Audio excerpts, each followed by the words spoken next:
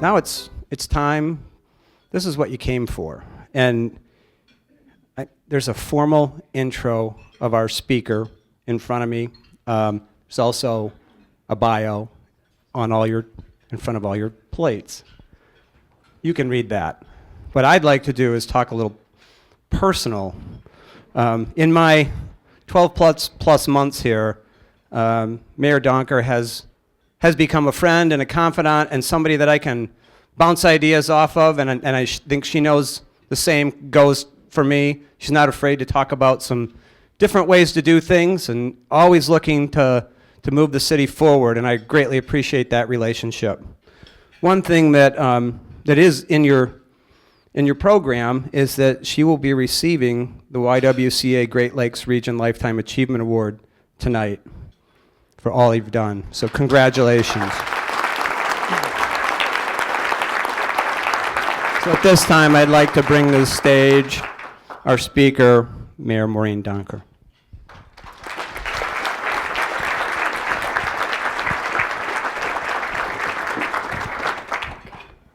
Well, Bill, thank you for that very nice introduction, and I thank the Chamber for the invitation to be here today. We have some of our wonderful city staff here, and I ask that they please stand up. And would you please join me in thanking them for the wonderful job that they do in taking such great care of our city.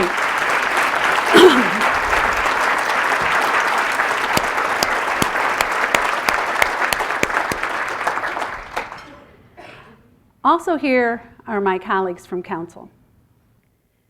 We have very different perspectives, certainly.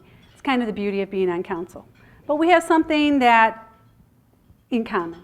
And I think the thing that we have in common is we all care very deeply about this community. So they're a pleasure to work with.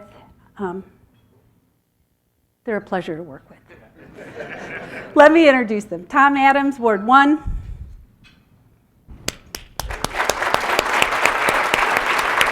Steve Arnowski, Ward 3. Diane Brown-Wilhelm, Ward 4.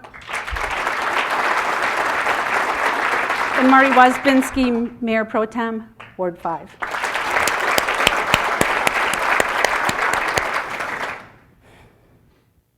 It's hard to believe that I've now stood before you 8 times as mayor, sharing with you an update on this wonderful city. It's really an honor and a privilege to be here, and I want to thank all of you for the support that you've given our city this past year. In January, we were very fortunate to begin a project with the University of Pennsylvania. This is a service learning project that's being done by students who are working on a master's degree in positive psychology. We were one of 10 projects that were chosen.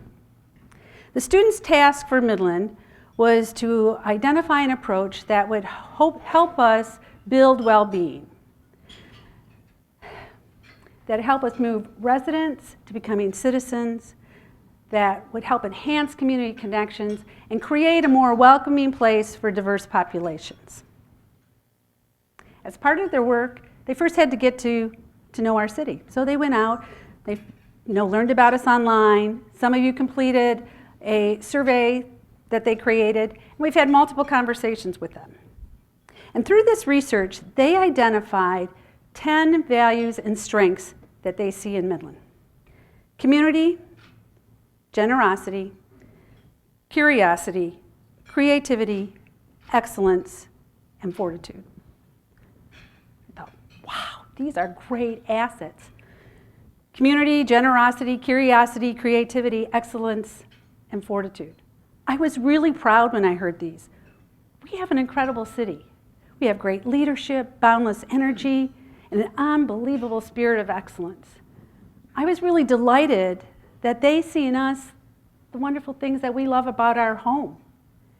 These are the characteristics that helped us to be named one of the best cities in America, and these are the same strengths that are there for us in the prosperous times and the challenging.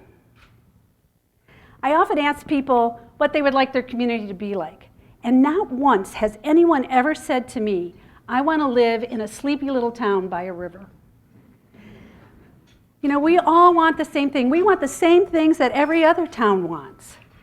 We want a thriving economy, great schools, recreation and health, arts and entertainment, safe community. The list goes on and on. But for those things to happen, it takes thousands of people working hard. It takes time and it takes patience. It takes risks. Sometimes it just takes sheer grit. It takes a willingness to change, because as we all know, change is constant. But most important, it takes what the students at Penn saw in us: community, generosity, curiosity, creativity, excellence, and fortitude. I think these values, these characteristics, served us well in 2016. Well, as we look ahead to 2017, we have some challenges. We're a community that's in transition. In a few months, the Dow and DuPont merger will be hopefully be finalized. And we know that it's going to come with a fair amount of change, including restructuring. We've been through this before. We've always pulled together as a community, and we will do it again. But it's important that we continue to remain disciplined so we do not miss any opportunities that present themselves as Dow goes through this transitional period in their history. As a city, another big change is change in our leadership. In May, our city manager and my dear friend will become the CEO of the Three Rivers Corporation. It's hard to describe how profoundly John's leadership has benefited our community. But I'm sure I join all of you in wishing him the very best, because I know we are so grateful for all that he has done.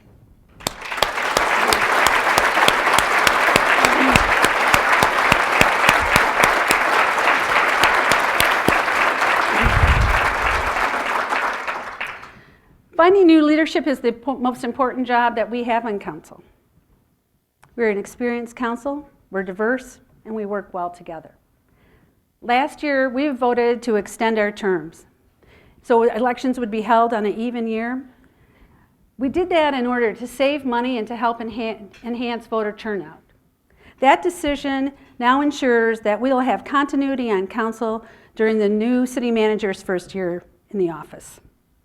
Our city leadership team is high functioning and high performing.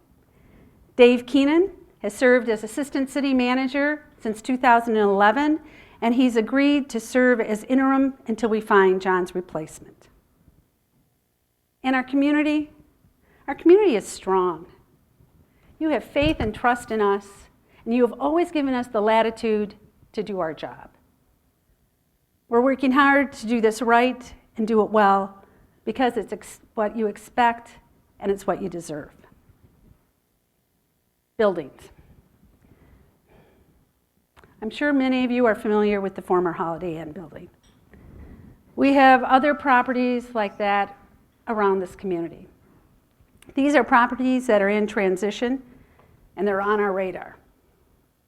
We want to encourage robust reuse of these properties. We want to help bring them back to life, because that is what's good for a community. The Business Alliance is going to be commissioning a Buxton study this year, and we believe that the information that they receive from that will help us to begin to address this issue. Finances. I always have to talk about finances. Financial pressure, it's relentless. For the last 5 years, our millage rate has remained relatively flat. Our revenues have also remained relatively flat. Unfortunately, our expenses have not. We have been working to close that gap by squeezing money out of our annual operations. But as that gap gets greater, it's just harder and harder to do. Add to that the financial pressures of our unfunded liabilities. Our unfunded liabilities are $134 million. It's a big number. If you think about those, think about it like a mortgage. If I borrowed $500,000 today, I owe that $500,000 tomorrow, but I'm going to make it in payments. It's the same thing with our unfunded liabilities. We make it in payments, and we make our payments.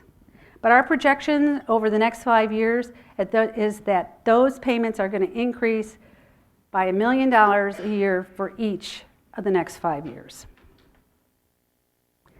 We continue to focus on our goals that work so well for us: quality of life, economic sustainability, and effective utilization of resources.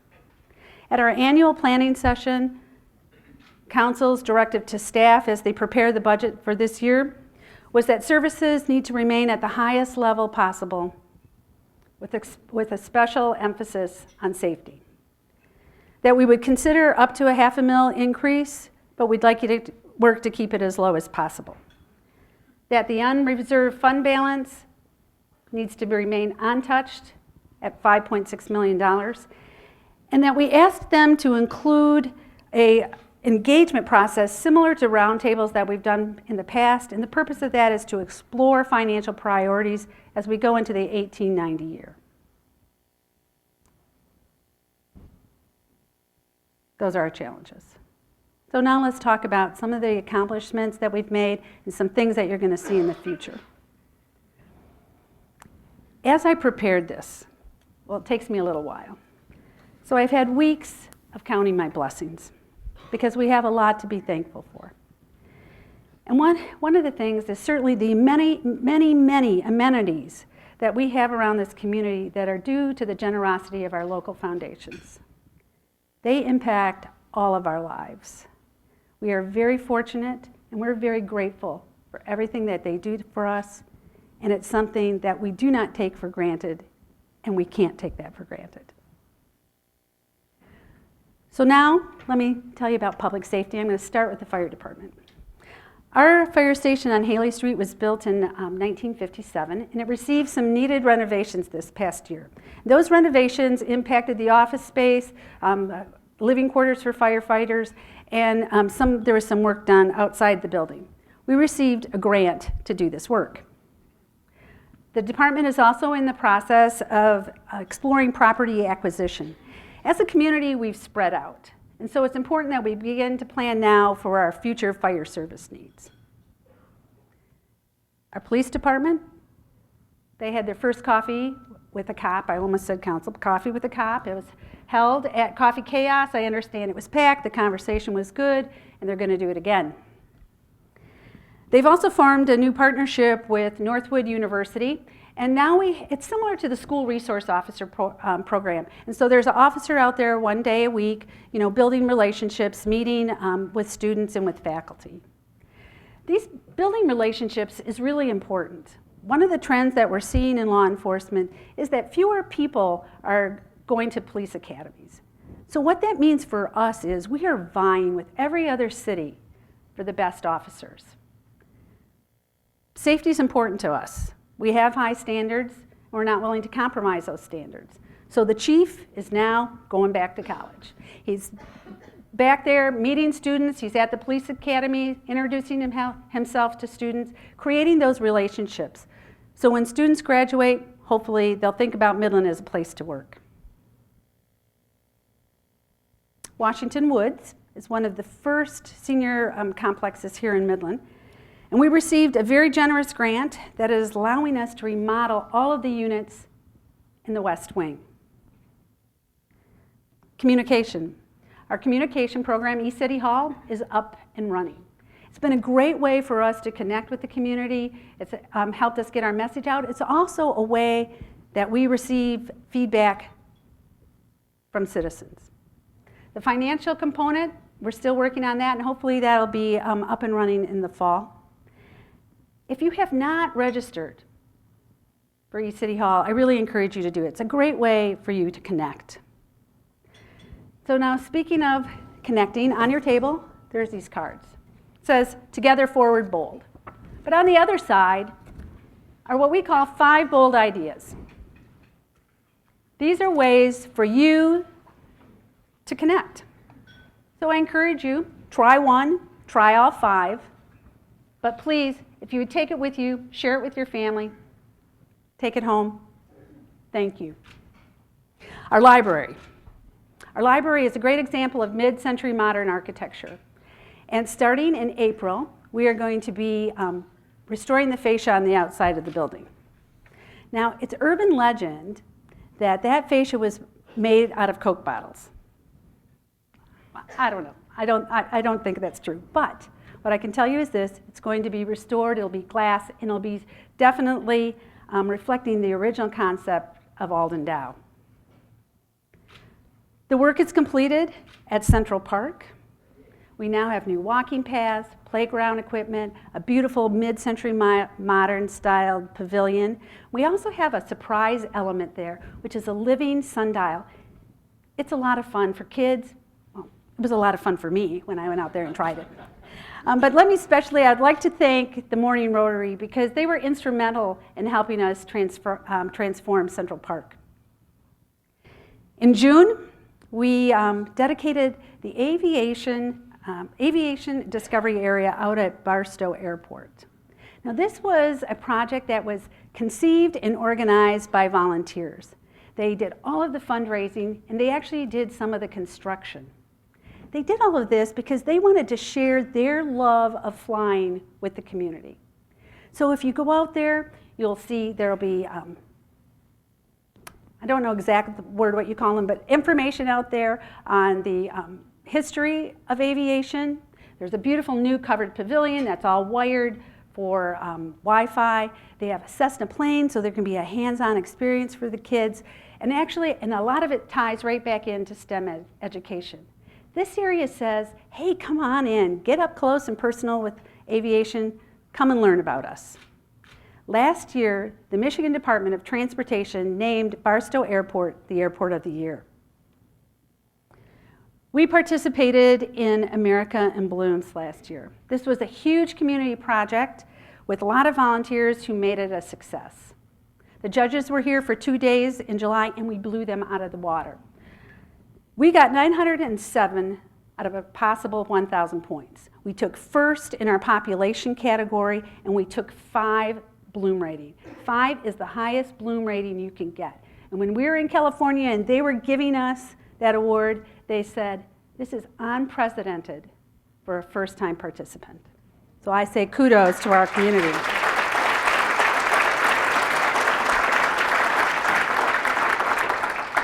We also received the award from Keep Michigan Beautiful. We received the President's Award.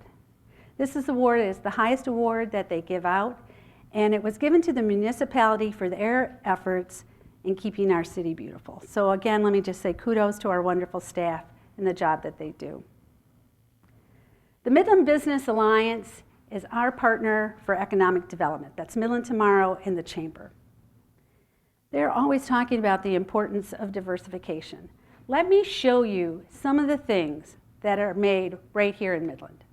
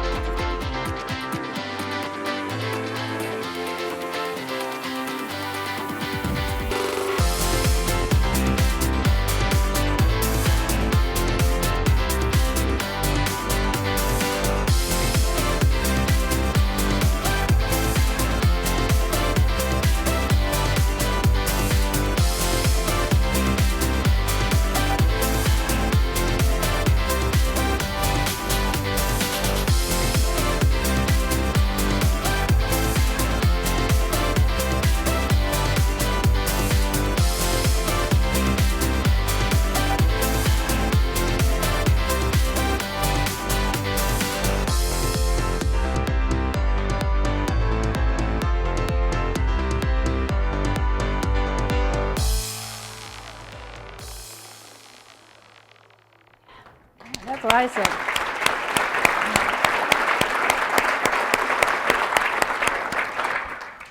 A picture's worth 1,000 words.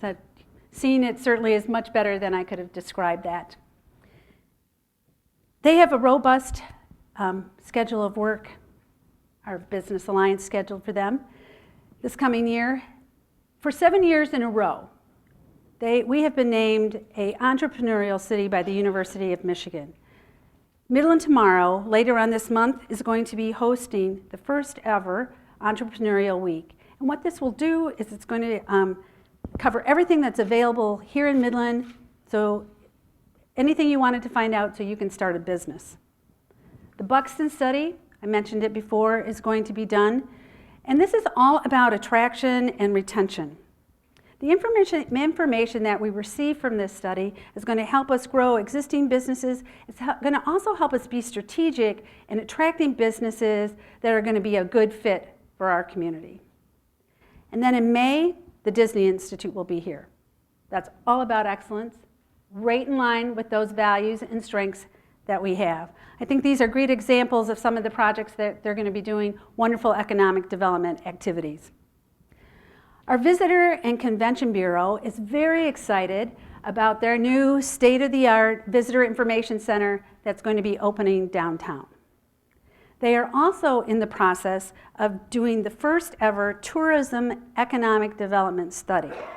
And this is to identify possible projects that are in line with the assets that we have here in our community that will help advance tourism. Last year, $28 million was spent in Midland on overnight stays. I would like to tell you about 3 of the initiatives that are going on in our community. The first is the Community Health Improvement Plan. This is a plan that was coordinated through the Health and Human Service Council, and it began last year. It brings together over 35 organizations that are focusing on health issues that are specific to our area. They're focusing on 4 topics. Let me tell you what they are. Later in life quality, makes sense, that'll impact all of us someday, but because we do have an aging population. Healthy weight. 1/3 of our population is overweight, and 1/4 of our population does no physical activity. Substance abuse. We all know heroin and opiates. It's a national epidemic, and unfortunately, we are not immune to it. And this past year, they added a 4th focus area, which is mental health and suicide. That's a real difficult thing to talk about. It comes with a stigma. But if we want to be healthy, we really need to address this. I want to say thank you to all the organizations that are working on this project, on these really tough issues, helping us become a healthier place to live. Our community listens. This is a class. This was introduced to Midland by Leanne Van Beek and Dave Anderson. It's free if you're interested. If you think about language and how language is how we connect with one another, and then you think about communications and how poor communications causes so many problems, I think we could all see value in taking a class that's going to help us understand our own style of communication, be a better listener, and develop some techniques on how we can address conflict. I've taken the class. It's powerful. Others from the city have taken the class, from the county. The chief is having his team take this class. It's impactful. I encourage you to think about it for yourself. Exploring our future. You've heard me talk about this before. Exploring our future is the success plan for the community. This is the plan that had 9 separate committees that were working on some of the most important priorities in our community. These teams have been quietly and successfully working, and now we have pared those 9 teams down to 4. I want to say thank you to Sharon Mortensen and to all the others who have worked on these teams since 2014. In coming weeks, we're going to be releasing the highlights of the work, so I ask that you watch for it. Now, this is one of my most favorite parts. Let's take a walk around the community. And I want to start out with Midland Public Schools. Come this fall, all of our schools are going to have secure entrances. The elementary STEM school is going to be opening, and the renovations at Central Auditorium are going to be completed. Next month, they're going to start projects at Woodcrest and Plymouth, and within the next 5 years, all of our schools will be completely renovated. Center City. This is a business district with a lot of heart that needs some attention. Last summer, you saw the beautiful flowers as they bloomed in the traffic islands, the corner of Saginaw and Ashman. We've added even more landscaping to the area, and now you'll see landscaping around the wayfinding signs. In addition to that, we're working on painting all of the signal poles. There's some new businesses in the Center City area. There's batteries and bulbs. There's Green Gourmet, and some of the businesses have improved their facades, like QRP, Material Mart, and Isabella Bank. Now, those are the kinds of change that we like to see, and we need to see even more of it. Center City is really an area that demonstrates fortitude. Mid-Michigan Medical Center. In addition to being a wonderful health resource for our community, they are an economic driver. They are their second largest employer in our city, and last year they hired over 40 physicians and advanced healthcare providers. Now, these professionals are out there working to improve the quality of health and life for all of our families and friends, but they're also out there enjoying the many amenities that our community has to offer.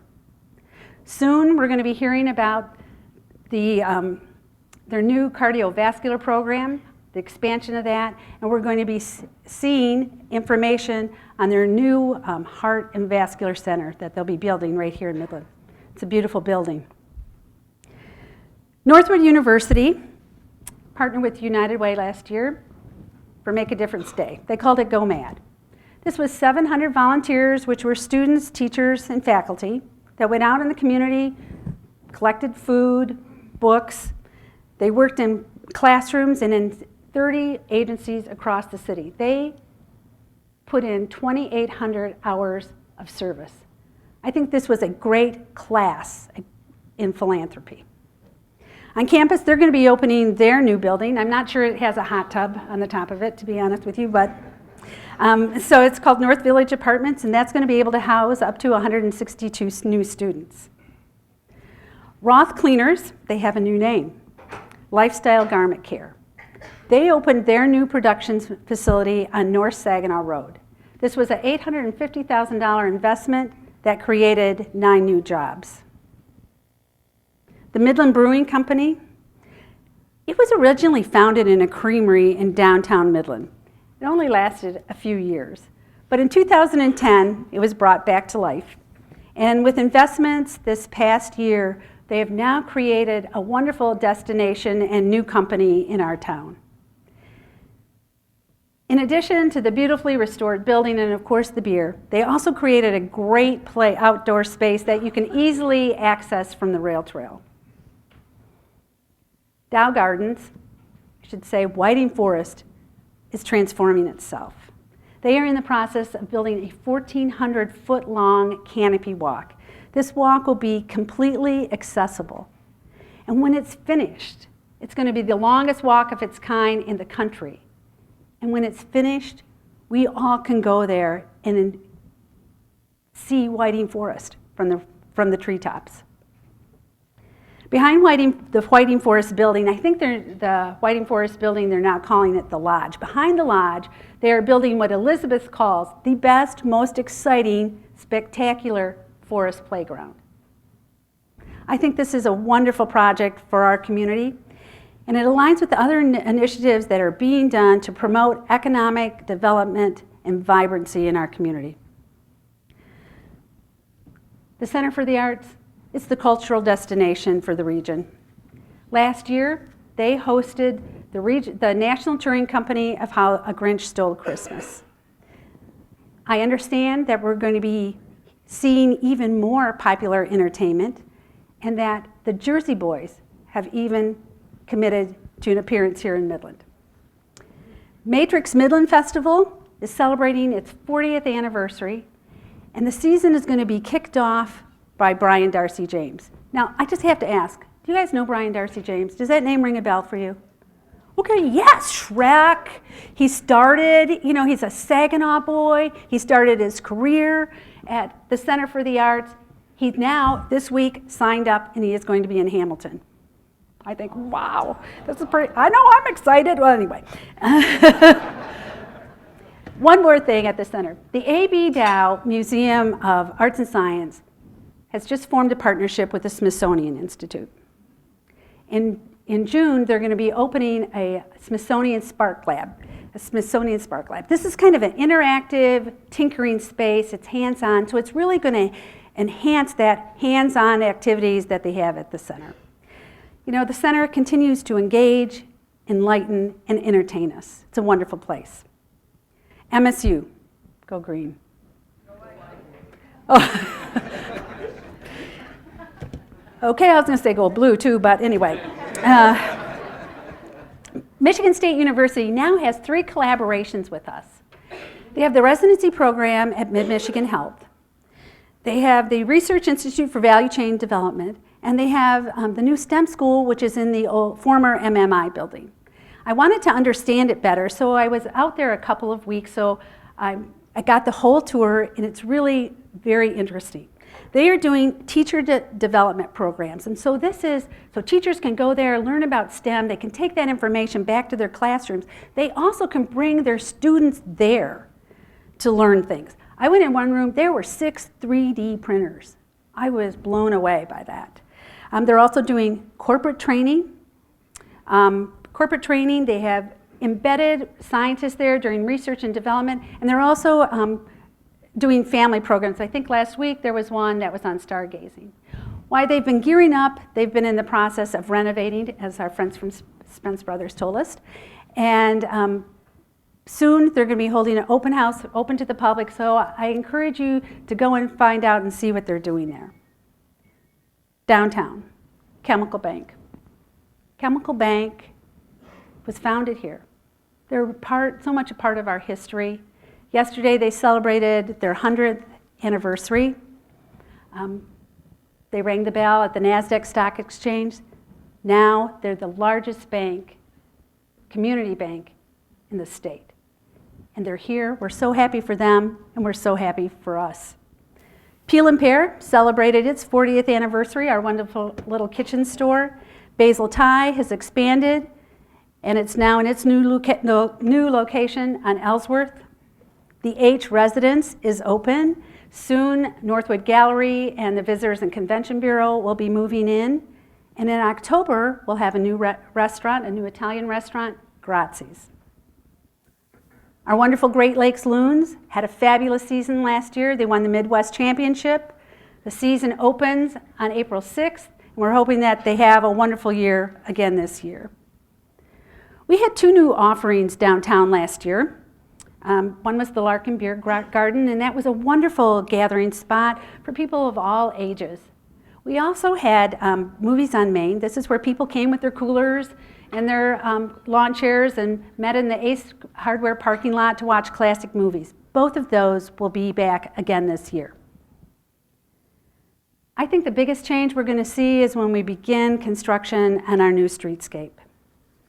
In June, our downtown will begin to be transformed with festival streets, wider sidewalks, and exciting new amenities. Now couple that with the renovation of the Tridge. Our wonderful icon is 36 years old this year, and it's going to get some needed renovation. There'll be new decking, new stain, and new LED lights. Now add to that the 4D property. This project is going to create a 14-acre public wetland and recreation space. It's going to tie it to trails on the south side of the river, and it's going to tie it into existing wetlands that were recently redeveloped by the Dow Chemical Company. This site is going to feature overlooks, fishing piers, kayak launches, and eventually a pedestrian bridge that will tie it back to the east end side of Main Street. And then let's not forget the courthouse renovation. This is a $7.8 million project that will renovate the existing courthouse space, and it will add a new entrance to it so visitors can once again enter the courthouse from Main Street. I see all of this transition, all of this change as an opportunity for growth. We are modern explorers, and we have kept that title because we're curious and generous, creative and community-minded. We value excellence, and we demonstrate great fortitude. We will make it through economic challenges, restructuring, leadership changes, and anything else that the world throws at us, because that's who we are. Together, forward, bold, an exceptional place where everyone thrives. Thank you.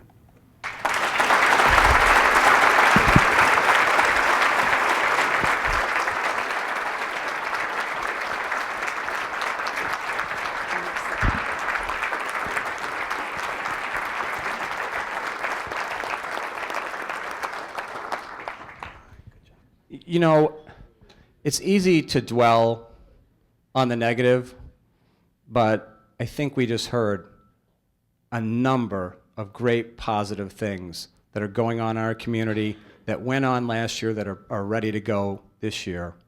And I think we all ought to leave with a really warm heart and some positive thoughts as we go forward. Thank you very much for joining us today. Have a great afternoon. Take care.